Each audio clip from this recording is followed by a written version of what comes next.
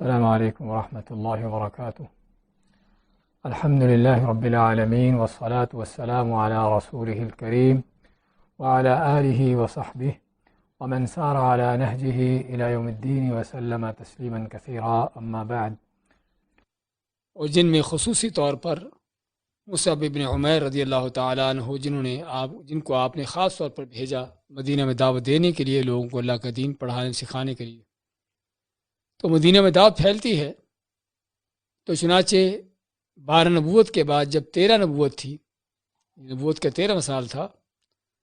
تو اس وقت حج کے موقع پر مدینہ سے جو لوگ آتے، تو ان میں بہت سے یہ لوگ بھی تھے جو اسلام لا چکے تھے. تو یہ بھی لوگ آتے ہیں، اور ان کا آنے کا مقصد جو ہے وہ رسول کریم صلی اللہ علیہ وسلم سے ملاقات کرنا تھا، اور آپ کو مدینہ آنے کا پروگرام دینا تھا. تو یہ بھی لوگ آتے ہیں حج کے انداز سے، تاکہ مکہ کے مشرکوں کو پتہ نہ چل پائے کہ کیا معاملہ ہے. تو چنانچہ ان لوگوں کے ہاتھوں یا ان لوگوں کے ذریعے سے بیعت عقبہ الثانیہ یا دوسری بیعت عقبہ کا واقعہ پیش آتا ہے، جس کا ابھی ہم ذکر کرتے ہیں. تو نبوت کے 13ویں سال یہ لوگ آتے ہیں مدینہ سے حج کرنے کے لیے. تو انہوں نے پہلے سے طے کر رکھا تھا کہ ہمیں رسول کریم صلی اللہ علیہ وسلم کو مدینہ آنے کا پروگرام دینا ہے، اور آپ سے اس چیز کی بیعت لینی ہے، آپ سے ان کی بیعت کریں گے آپ کے ساتھ اس چیز کی، اور آپ کو مکہ میں لوگوں کی طرف سے اذیتیں اٹھاتے ان چیزوں پر آپ کو نہ چھوڑا جائے. تو چنانچہ انہوں نے اندرون خانہ درپردہ جو ہے ایام تشریق کے درمیانے روز ایام تشریق کون سے ہیں؟ ایام تشریق ہے حج کے بعد کے 11، 12 اور 13 تاریخیں، عید کا دن، اس کے بعد کے 3 دن. تو عید کے بعد کے جو 3 دن ہیں ان کو ایام تشریق کہتے ہیں. تو سیرت میں ہے کہ ایام تشریق کے درمیانے دن، اگر 11، 12 اور 13 یہ تینوں ایام تشریق ہیں، تو ان کے درمیانے دن کون سا ہے؟ ان کے درمیانے دن 12واں ہے. اس سے معلوم ہوا کہ 12 ذوالحج کو یہ لوگ جو ہیں خفیہ طور پر رسول کریم صلی اللہ علیہ وسلم سے ملاقات کرتے ہیں. ملاقات کہاں کرتے ہیں؟ ملاقات کرتے ہیں جو جمرہ عقبہ ہے، بڑا جمرہ ہے، آخری جمرہ جو ہے اس کے پاس، جس کو جمرہ عقبہ کا نام دیا جاتا ہے. تو اور یہ جمرہ آپ جانتے ہیں، جمرہ سے مراد یعنی وہ جگہ جہاں پر کینکر مارے جاتے ہیں. یہ 3 ہیں جو یکے بعد دیگرے ہیں، اور آخری جمرہ جو ہے اس کو عقبہ کا نام دیا جاتا ہے، کیونکہ وہاں پر مینا کی گھاٹی ہے اور مینا وہاں پر ختم ہوتا ہے. تو اس لیے اس جمرے کو عقبہ کا نام دیا جاتا ہے. تو چنانچہ قریش کے یہ لوگ جو اسلام لانے کے لیے آئے تھے آپ کے پاس، آپ سے ہاتھ بیعت کرنے کے لیے آئے تھے، تو ذوالحج کی 12 تاریخ کو رات کے ٹائم جو ہے اس جمرہ عقبہ کی جو گھاٹی ہے وہاں پر جمع ہوتے ہیں اور جمع ہونے کا فیصلہ کرتے ہیں. اور پھر اس مقررہ دن کے مطابق جب لوگ اپنے اپنے ڈیروں پر سو گئے، تو یہ لوگ چپکے سے نکلتے ہیں. جب رات کا تہائی سا گزر جاتا ہے تو چپکے سے نکلتے ہیں، ایک ایک دو کر کے، اور اس عقبہ، اس گھاٹی کے پاس آ کے جمع ہو جاتے ہیں. سیرت میں ہے کہ ان لوگوں کی تعداد 73 تھی، 73 مرد تھے، اور ان میں 2 عورتیں تھیں، اور 73 جو ہے وہ مرد تھے. ان ٹوٹل جو ہے 75 یعنی 75 لوگ تھے کہ جنہوں نے آپ سے بیعت کی، آپ کی بیعت کی. تو چنانچہ اس بیعت سے کہ کرتے ہوئے آپ سے اس کے چچا عباس رضی اللہ تعالیٰ عنہ، جو ابھی تک کا اسلام نہیں لائے تھے، وہ بھی آپ کے ساتھ گئے. ان کے ساتھ بات چیت کرنے کے لیے جو یہ لوگ اسلام لائے تھے. تو ابن عباس رضی اللہ تعالیٰ عنہ آپ کے پاس ساتھ جاتے ہیں تاکہ ان کے عہد معاہدوں کو دیکھا جائے کہ کل آپ کے ساتھ کوئی دھوکہ نہ ہو جائے کہیں۔ تو چنانچہ جب یہ لوگ جمع ہوتے ہیں تو عباس رضی اللہ تعالیٰ عنہ نے تقریر کی اور اس میں بات کا بیان کیا کہ رسول اللہ صلی اللہ علیہ وسلم اپنی قوم میں، اپنے شہر میں عزت اور حفاظت سے ہیں، لہذا اگر تمہارا یہ خیال ہے کہ تم انہیں جس چیز کی طرف بلا رہے ہو اسے نبھاؤ گے اور انہیں ان کے مخالفین سے بچا لو گے تو تم نے جو ذمہ داری اٹھائی ہے اسے تم جانو، ورنہ ابھی سے ان کو چھوڑ دو۔ تو عباس رضی اللہ عنہ کے کہنے کا مقصد کیا تھا کہ آپ صلی اللہ علیہ وسلم اپنی قوم کے درمیان ہیں، آپ کا دفاع ہو رہا ہے اور آپ کو کوئی یعنی کہ نیچا نہیں دکھا سکتا۔ تو اب اگر تو تم آپ کو دعوت دیتے ہو مدینہ آنے کی، اور اگر آپ مدینہ جاتے ہیں تو ظاہری بات ہے آپ کے دشمن ہوں گے، مقابلے ہوں گے، تو اگر تو تم ان مقابلے دشمنوں میں آپ کا ساتھ دے سکتے ہو، آپ کا دفاع کر سکتے ہو تو ٹھیک ہے، اپنے ساتھ آپ کو لے جاؤ،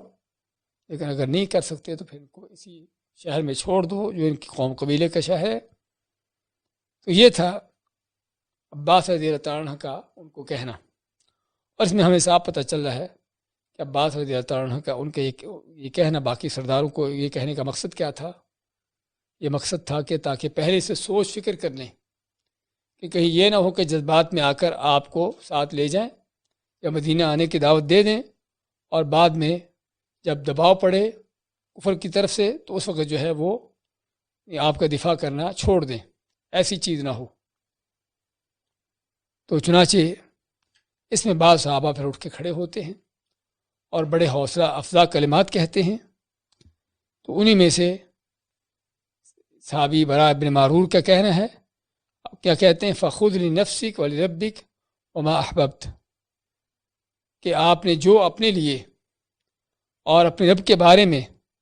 اور جو چیز آپ چاہتے ہو ہم سے، جس چیز کی بیعت لینا، جس چیز کا معاہدہ کرنا، وہ آپ ہم سے کر سکتے ہیں۔ اور اسی طرح انہوں نے کہا والذی بعثک بالحق لئن شئت لنمیلن علی اہل منی غدا باسیافنا، اگر آپ ہمیں حکم دیتے ہو تو ہم مینا میں یہ ٹھہرنے والے سارے قریش کے اس طرح کے لوگ، ان پر ہم کل صبح ہی حملہ آور ہو جائیں اور ان کا نقصان کر دیں۔ تو کہنے کا مقصد تو یہ تھے بڑے حوصلہ افزا کلمات جو صحابہ اکرام کی طرف سے آپ کو سننے میں ملتے ہیں اس موقع پر۔ اور پھر آپ ان صحابہ کی بیعت کرتے ہیں، جس بیعت کی مین چیزیں جو ہیں وہ 5 چیزیں تھیں کہ چستی سستی ہر حالت میں تم نے بات سننی ہے اور کہا ماننا ہے۔ دوسری، تنگی ہو یا خوشحالی ہو ہر مال میں اللہ کی راہ میں خرچ کرنا ہے۔ تیسرا، بھلائی کا حکم دو گے، برائی سے روکو گے۔ چوتھا، اللہ کے راستے میں اٹھ کھڑے ہوگے اور اس کے بارے میں کسی کی ملامت کریں کہ ملامت کا خیال نہ کرو گے، کیونکہ دنیا پرست لوگ آپ کو دین پر چلنے میں ملامتیں کریں گے، تو آپ کو ان ملامتوں کو سننے کی گنجائش نہیں ہے۔ اور 5واں یہ کہ جب میں تمہارے پاس آ جاؤں تو تم میری مدد کرو گے، اور جن چیزوں سے تم اپنی جان و مال، اپنی بیوی بچوں کی حفاظت کرتے ہو اسی سے میری حفاظت کرو گے، تو اس کے بدلے میں کیا ملے گا تم کو؟ تمہارے لیے جنت ہوگی۔ اور پھر ان لوگوں کا آپ کی خدمت کرنے کا انداز کیا تھا، وہ بھی تاریخ کا ایک بہت عجیب واقعہ ہے کہ کس کس انداز سے انہوں نے اپنی جان و مال ہر چیز آپ پر نچھاور کی۔ تو یہ تھی آپ نے جو ان سے بیعت کی چند سکے کہ سستی کاہلی ہر حالت میں آپ کا ساتھ دینا، تنگی ہو یا خوشحالی ہو ہر حالت میں اللہ کی راہ میں خرچ کرنا، اور نیکی کا حکم دینا، برائی سے روکنا، اگرچہ لوگ اس کو نہ بھی سننے کے لیے تیار ہوں۔ اللہ کے راستے میں یعنی کہ کھڑے ہو کر اس راستے پر چلتے رہنا ہے اور اللہ کے دین کا غلبہ کا کام کرتے رہنا ہے، کسی ملامت کرنے والے کی ملامت کو نہیں سننا۔ اور جب میں آپ صلی اللہ علیہ وسلم کی فرماتے کہ جب میں تمہارے پاس آ جاؤں تو تم لوگوں نے میرا دفاع کرنا ہے، میری حفاظت کرنا ہے، جس طرح تم اپنے گھر والوں کا دفاع کرتے ہو۔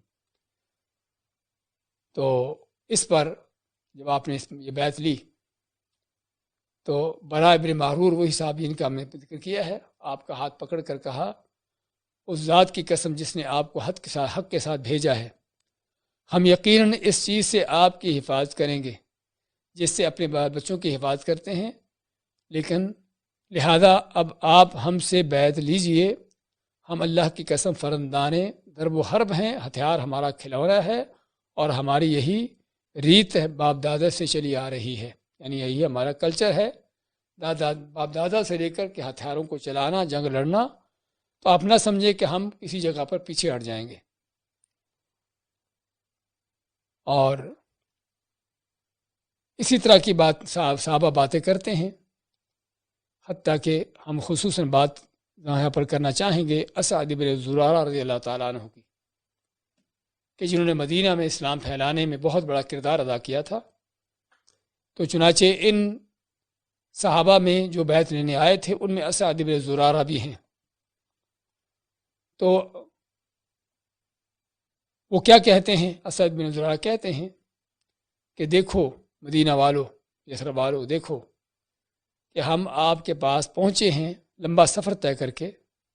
آپ کی خدمت میں حاضر ہوئے ہیں، اور آپ اللہ کے رسول ہیں، ہمیں اس بات میں کوئی شک نہیں۔ اور آج آپ کو یہاں سے لے جانے کے معنی کیا ہوگا کہ سارے عرب سے دشمنی لینا، یعنی اگر آپ کو مدینہ میں لے آتے ہو اور آپ کا لایا ہوا دین عربوں کے دین کے برعکس ہے، کہاں وہ کفر و شرک میں پڑے ہیں اور آپ کا دین اس سے روکنے کے لیے آیا ہے۔ تو چنانچہ آپ کو لے کر جانا اور اس دین کا وہاں پر پرچم بلند کرنا، اس دین کا وہاں پر کلمہ بلند کرنا، اس کا معنی یہ ہے کہ پورے عرب کو چیلنج کرنا ہے، جو مشرکین عرب ہیں ان سبھی کو چیلنج کرنا ہے۔ اور جب چیلنج ہوتا ہے تو پھر مقابلے ہوتے ہیں، مارکے ہوتے ہیں، تو یہاں پر بھی تمہارے مارکے ہوں گے، اور تمہارے سردار قتل ہوں گے، اور تمہارے بڑے نقصانات ہوں گے، لیکن اگر تم برداشت کر سکتے ہو تو تمہارا اجر اللہ پر ہے، اور اگر تم لوگوں کو اس بات کا کھٹکا ہے کہ تم برداشت نہ کر سکو گے اور ممکن ہے کہ آپ کا ساتھ چھوڑنے پر مجبور ہو جاؤ، تو پھر ابھی سے ہی آپ کو یہاں پر چھوڑ دو، اپنے ساتھ نہ لے کر جاؤ، ہاں یہ چیز تمہارے لیے زیادہ بہتر ہے۔ تو اس طرح کی تقریر صحابہ کرام نے کی۔ ان تقریروں کے پیچھے ہمیں کیا نظر آتا ہے؟ نظر آتا ہے کہ ان لوگوں کا کیا اخلاص تھا، کیا عقل مندی اور کیا حکمت تھی، یعنی صرف جذبات نہیں بلکہ جذبات کے ساتھ ساتھ عقل مندی ہے کہ آپ صلی اللہ علیہ وسلم کو مدینہ لے جانے کا نتیجہ کیا ہوگا کہ پورے مشرکین عرب کو چیلنج کرنا۔ اب وہ چیلنج کیا تم قبول کر سکو گے؟ کیا واقعی پورے عرب کے مقابلے میں کھڑے ہو سکو گے؟ تو اگر تو یہ تم کام کر سکتے ہو، پورے عرب کا مقابلہ کر سکتے ہو آپ صلی اللہ علیہ وسلم کا دفاع کرتے ہوئے، تو آپ آپ کو اپنے ساتھ لے جاؤ، اگر نہیں کر سکتے تو آپ کو یہیں پر چھوڑ دو۔ تو چنانچہ یہ تھی بیعت عقبہ ثانیہ یا دوسری بیعت عقبہ، اور جس میں آپ نے ایک اور کام کیا کہ چونکہ یہ لوگ زیادہ تھے، 70 سے اوپر تھے، تو آپ نے ایک کام یہ بھی کیا کہ ان میں 12 گروپ بنا دیے، 12 گروپ بنا دیے جن کے 12 لیڈر مقرر کر دیے، جس کو سیرت میں نقیب کا نام دیا جاتا ہے، کہ 12 نقیب مقرر کیے۔ جن نقیبوں کا کام کیا تھا کہ ہر نقیب کے پاس فرض کرو 8-10 آدمی ہیں، تو ان آدمیوں پر توجہ رکھنا، ان کو چلانا، ان کی رہنمائی کرنا اور ان کو پیچھے نہ ہٹنے دینا، یہ عام طور پر جو کام ہوتا ہے۔ تو یہاں پر بھی نقیبوں کے کام کیا تھے کہ اپنے ساتھی جو ان کے ساتھ طے کیے تھے آپ صلی اللہ علیہ وسلم نے کہ ان کو دین پر چلاتے رہنا، دین کی تعلیمات ان کو دیتے رہنا اور ان کی جو ہے رہنمائی کرتے رہنا۔ اور آپ صلی اللہ علیہ وسلم کا یہ عمل ہمیں ایک بہت بڑی تنبیہ کرتا ہے، وہ کیا ہے کہ اسلام ایک منظم انداز سے چلنے کا دین ہے، بے ہنگمی کا دین نہیں ہے کہ جس کا منہ آیا چل دیا، بلکہ اسلام چاہتا ہے کہ تمام لوگ، تمام مسلمان ایک منظم انداز سے ان کی زندگی کے معاملات ہوں، چاہے عبادت ہے تب بھی، چاہے ان کے دنیا کے معاملات ہیں تب بھی۔ اور اس لیے ہم دیکھتے ہیں کہ نماز میں کیا نظم و ضبط کا ایک سبق ملتا ہے کہ ایک امام کے پیچھے ایک ہی وقت میں ایک ہی انداز سے سبھی ایک کام کر رہے ہیں، امام اللہ اکبر کہہ کر رکوع میں چلا جاتا ہے پیچھے کتنے لاکھوں لوگ بھی کیوں نہ ہوں، وہ لوگ کس کس کیٹیگری کے ہیں، امیر ہیں، غریب ہیں، کوئی بھی کیوں نہیں، وہ امام کی اللہ پر رکوع میں جاتے ہوئے سن کر سبھی کے سبھی وہ بھی رکوع میں چلے جاتے ہیں، کیونکہ ان کو پتہ ہے کہ اگر جان بوجھ کر یہ رکوع چھوڑ دیا، پتہ بھی چل گیا ہے کہ امام رکوع میں جا چکا ہے اور رکوع ہم نے نہ کیا تو نماز باطل ہے۔ تو کہنے کا مقصد کہ نماز کس انداز سے ایک منظم زندگی کا سبق دیتی ہے۔ اسی طرح یہاں پر بھی آپ صلی اللہ علیہ وسلم کے ہاتھوں جن لوگوں نے جب بیعت کی، 70 سے اوپر لوگوں نے، تو آپ نے ان 70 لوگوں کو ایسے ہی نہیں چھوڑ دیا ٹھیک ہے تم جاؤ بھائی، بلکہ 12 ان کے اوپر نقیب مقرر کیے کہ جو ان کو بھی چلاتے اور مزید بھی دعوت دینے میں ان کا کردار رہتا۔ تو جو اس بات کی دلیل ہے کہ اسلام کے اندر اس طرح کے بعض اوقات تنظیمی طور پر لوگوں کی تقسیمات کرنا، ان کو اس انداز سے رکھنا کہ وہ ایک دوسرے سے ان کا رابطہ ہو، ایک دوسرے کے ساتھ مل کر چل سکے، تو یہ عین اسلام کے اہم ترین اس کے یعنی کہ اسلام کی تعلیمات میں سے ہیں اور اسلام کا جو حکم ہے اس کے مطابق ہیں۔ تو چنانچہ یہ بیعت عقبہ کے نام سے ہوتی ہے جس کا ہم ذکر کیا ہے۔ اچھا، اس بیعت کے آخر میں کیا واقعہ پیش آتا ہے اس کا یہاں ذکر کیا گیا ہے صفحہ نمبر 112 پہ، کہ جب بیعت ختم ہوئی تو اس وقت شیطان کو پتہ چلا کہ یہاں پر کچھ لوگ بیٹھے ہیں کہ جو آپ صلی اللہ علیہ وسلم کے ہاتھ پر بیعت کر رہے ہیں اور اسلام قبول کر رہے ہیں، اور جو مکہ والوں کے ان لوگوں کے جو حج پر آئے ہوئے ہیں ان سبھی کے دین کے خلاف دین ہے۔ تو شیطان نے اسی وقت ایسی آواز نکالی کہ آپ فرماتے ہیں کہ اس طرح کی آواز پہلے کبھی نہیں سنی گئی، اور آواز کیا لگاتا ہے، بتاتا ہے کہ خیمے والو یعنی مینا والو، یہ دیکھو محمد جو ہے تمہارے لوگوں کو گمراہ کر رہا ہے، تو ان سے اگر نپٹ سکتے ہو تو نپٹو۔ تو چنانچہ آپ نے آواز یہ سنی تو آپ نے صحابہ کو کہا کہ اپنے اپنے جگہوں پر چلے جائیں چپکے سے۔ تو چنانچہ سبھی صحابہ اپنی جگہوں پر لوٹتے ہیں اور سو جاتے ہیں، اور جب صبح ہوتی ہے تو قریش کو چونکہ یہ آواز پہنچ چکی تھی کہ اس طرح سے مینار میں کچھ لوگ آپ صلی اللہ علیہ وسلم کے ساتھ ملے ہیں اور آپ کے ہاتھ پر بیعت کر چکے ہیں اور اسلام قبول کر چکے ہیں، تو قریش نے جو ہے مدینہ سے آنے والے لوگ جو تھے ان پر اعتراض کیا کہ تمہارے اندر سے ایسے لوگ ہیں جو یہ کام کر رہے ہیں۔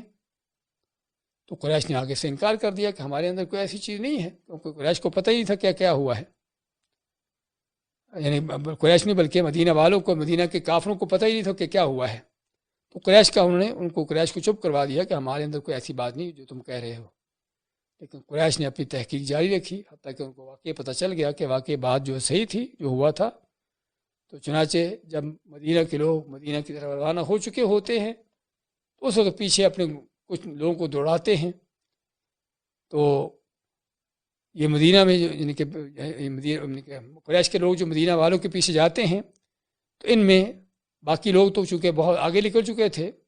تو 2 آدمی ان کے ہاتھ آتے ہیں، ایک سعد بن عبادہ اور دوسرے منذر بن عمر۔ تو منذر بن عمر جو ہے وہ بھی ان کے ہاتھ نہیں آتے اور آگے نکل جاتے ہیں، لیکن سعد بن عبادہ جو ان کے ہاتھ آتے ہیں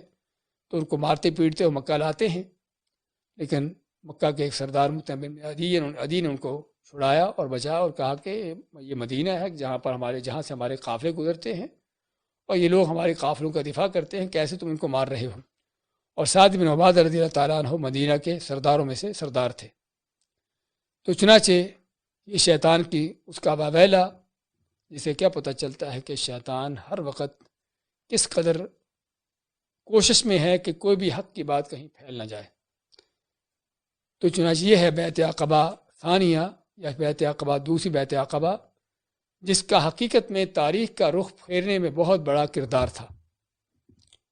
اور وہ کردار کیا تھا کہ 70 سے اوپر یہ لوگ، 75 کے قریب یہ لوگ جو ہے جب اسلام قبول کر کے آپ کے ہاتھ پر بیعت کر کے، اور صرف بیعت کر کے نہیں، آپ سے باقاعدہ معاہدہ طے کر کے کہ آپ مدینہ میں آئیں اور وہاں پر آ کر اسلام کی دعوت دیں، اسلام کو پھیلائیں، ہم آپ کے ساتھ ہیں۔ تو چنانچہ یہ معاہدہ بہت بڑا معاہدہ تھا اور جس کے بڑے دوررس اثرات تھے۔ تو چنانچہ اس معاہدے کے ہونے کے ساتھ کیا ہوتا ہے کہ اب مکہ میں جو بھی مسلمان تھے سبھی نے مدینہ کی طرف ہجرت کرنے کا وہ سلسلہ شروع کر دیا۔ تو چنانچہ چھپتے ہوئے لوگ مدینہ مکہ سے نکلتے اور مدینہ کی طرف روانہ ہو جاتے، ایک ایک دو دو کر کے، کوئی قافلے کی شکل میں تھوڑے تھوڑے کر کے مدینہ کی طرف جاتے رہتے۔ اب یہ چیز جو ہے مسلمانوں کی ہجرت جو ہے مدینہ کی طرف جانے کی، یہ کافروں کے لیے بڑی ہی پریشان کن تھی۔ اور یہاں پر ہم مناسب سمجھیں گے کہ سب سے پہلے جو مہاجر ہیں کون ہیں، یعنی مدینہ کی طرف ہجرت کرنے والوں میں پہلے ہم نے اس سے پہلے حبشہ کی ہجرت کا ذکر پڑا ہے کہ جو 5 ہجری کو تقریباً پیش آئی۔ اب یہاں پر بات ہو رہی ہے 13 ہجری کہ 5 نبوت کو پیش آئی، نبوت کے 5ویں سال پیش آئی، اور اب نبوت کا 13واں سال ہے، نبوت کا 13واں سال ہے کہ جس میں یہ ہجرت پیش آتی ہے مدینہ کی طرف۔ تو اب اس ہجرت میں سب سے پہلے جو ہجرت کرنے والے ہیں ابو سلمہ رضی اللہ تعالیٰ عنہ ہیں، مخزومی قریش کے لوگوں میں سے، کہ جو اپنی بیوی اور ایک بچے کو لے کر ہجرت کے لیے روانہ ہوتے ہیں۔ تو ان کا بچہ بھی چھین لیا جاتا ہے اور بیوی بھی سسرال والے ان سے لے جاتے ہیں، اور اکیلے ہی ابو سلمہ رضی اللہ تعالیٰ عنہ جو ہے مکہ سے مدینہ ہجرت کر کے جاتے ہیں۔ اس انداز سے، اسی طرح باقی صحابہ کا بھی اسی انداز سے معاملہ رہا کہ مکہ سے نکلتے ہوئے ان کے کیا حالات تھے، کس طرح خالی ہاتھ اپنی ہر چیز کو چھوڑ چھاڑ کر جاتے تھے، اور اگر کوئی چیز اٹھا کر نکلا بھی ہے تو مکہ کے مشرک کافر جو ہے ان سے وہ چیزیں چھین لیتے۔ اور یہ ہے حقیقت میں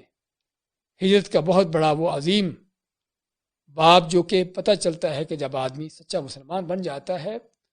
تو کس انداز سے اس کو ہر چیز قربان کرنا آسان ہو جاتی ہے۔ اپنے کاروبار، اپنے بزنس، اپنے گھر بار، اپنے وطن،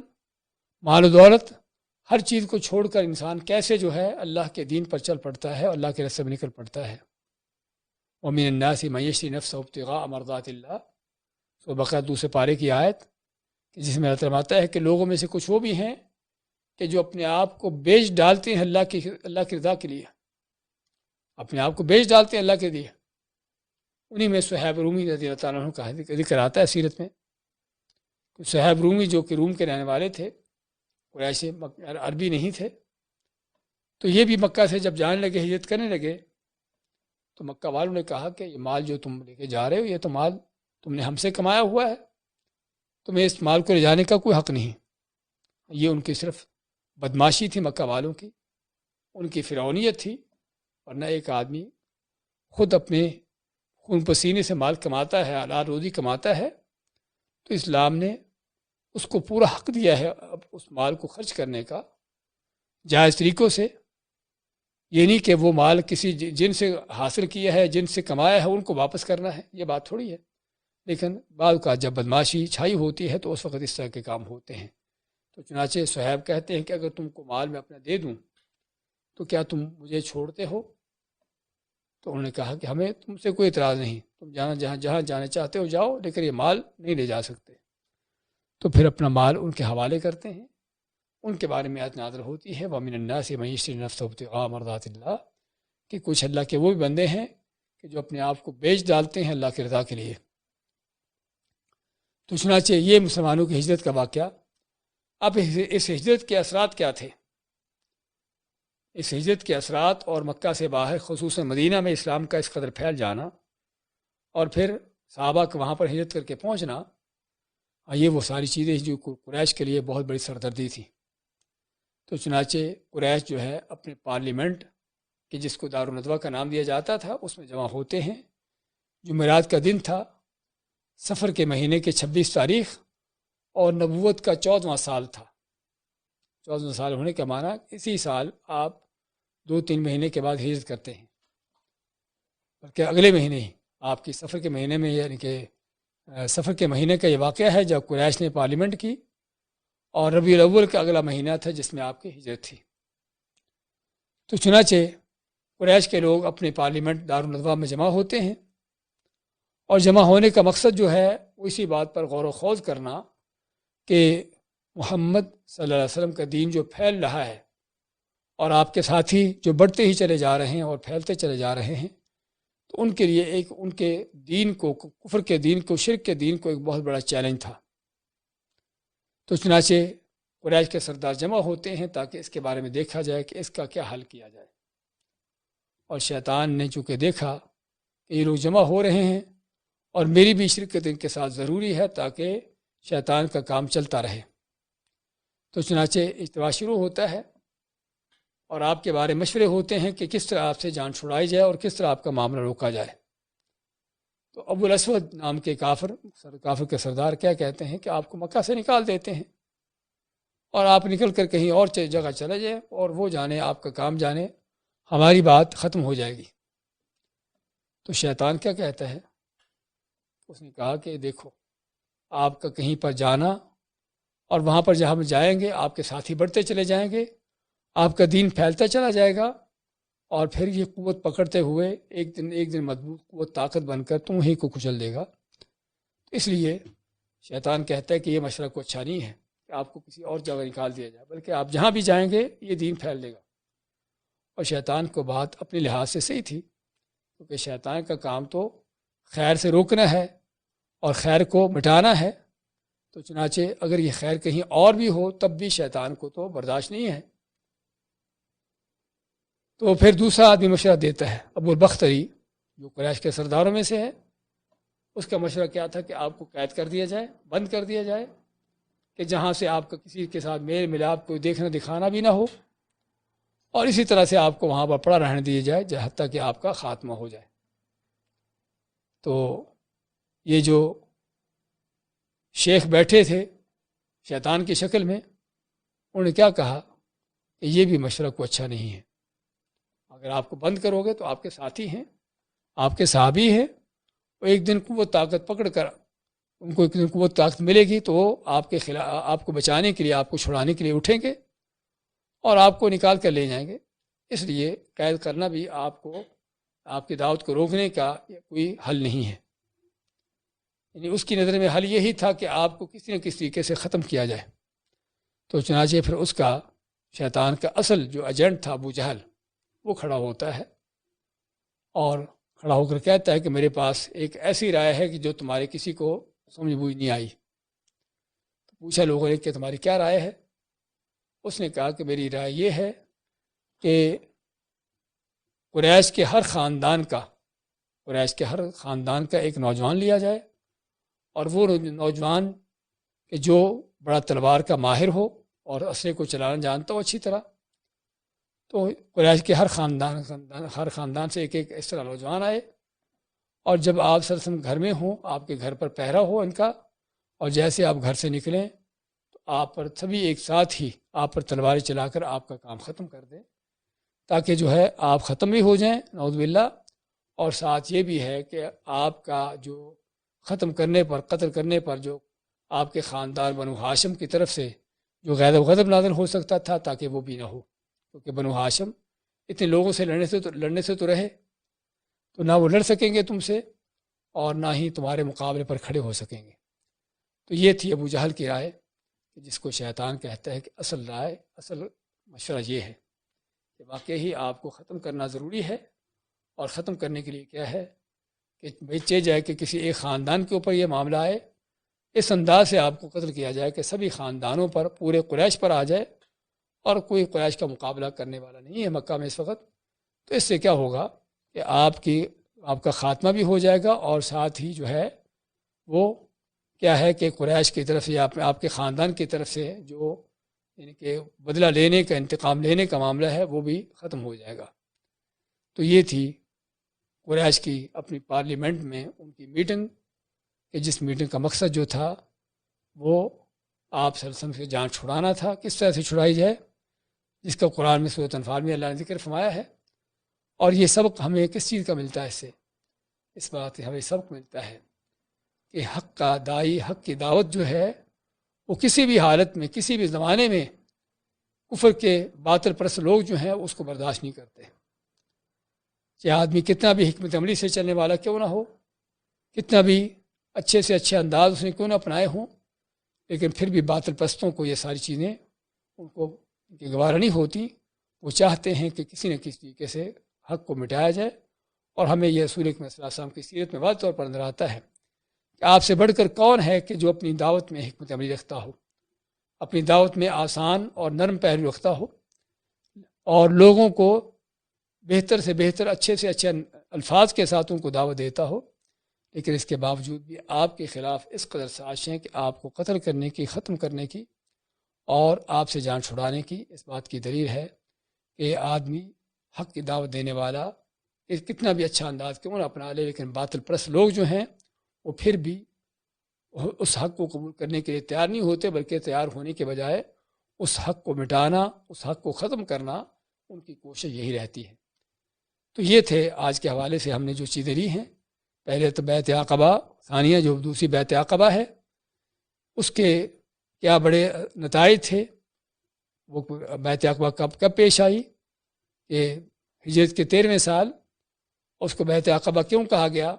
کیونکہ وہ جمرہ عقبہ جو ہے آخری عقبہ مینا کی گھاٹی، وہاں پر یہ چیز بیعت پیش آئی، اس لیے اس کو بیعت عقبہ قرار دیا جاتا ہے۔ اور اس بیعت عقبہ کے ہونے کے بعد جو ایک بڑا انقلاب آتا ہے کہ مکہ میں مسلمان جو کمزور پھنسے ہوئے تھے ان کے لیے اب ایسی جگہ مل گئی جہاں پر وہ جا سکتے ہوں، تو مدینہ کی طرف ہجرت کا سلسلہ شروع ہوتا ہے، اور حتیٰ کہ سبھی صحابہ تقریباً ہجرت کر جاتے ہیں سوائے ابوبکر صدیق رضی اللہ تعالیٰ عنہ کے اور 2-3 صحابہ اور جو آپ کے ساتھ باقی رہے۔ اور ابوبکر صدیق کے ٹھہرنے کا مقصد تو اس لیے تھا کہ تاکہ وہ آپ صلی اللہ علیہ وسلم کے ساتھ ہی یہ ہجرت کا سفر طے کریں۔ تو چنانچہ یہ بیعت عقبہ ثانیہ تھی، دوسری بیعت عقبہ تھی جس کے یہ نتائج تھے، اور اس کے بعد مسلمانوں کی ہجرت ہوتی ہے۔ اور ہجرت میں مسلمانوں کی کیا کیا قربانیاں تھیں، کیا کیا ان کے اللہ کی راہ میں یعنی کہ دینے کے انداز تھے، یعنی کہ اللہ کی راہ میں اپنی جانیں قربان کرنے، مال قربان کرنے کے انداز تھے۔ اور پھر قریش کا جو دارالندوہ میں جمع ہو کر مسلمانوں کے خلاف، آپ کے خلاف سازشیں کرنا، وہ ہم نے پڑھا۔ بارک اللہ فیکم، جزاکم اللہ خیر۔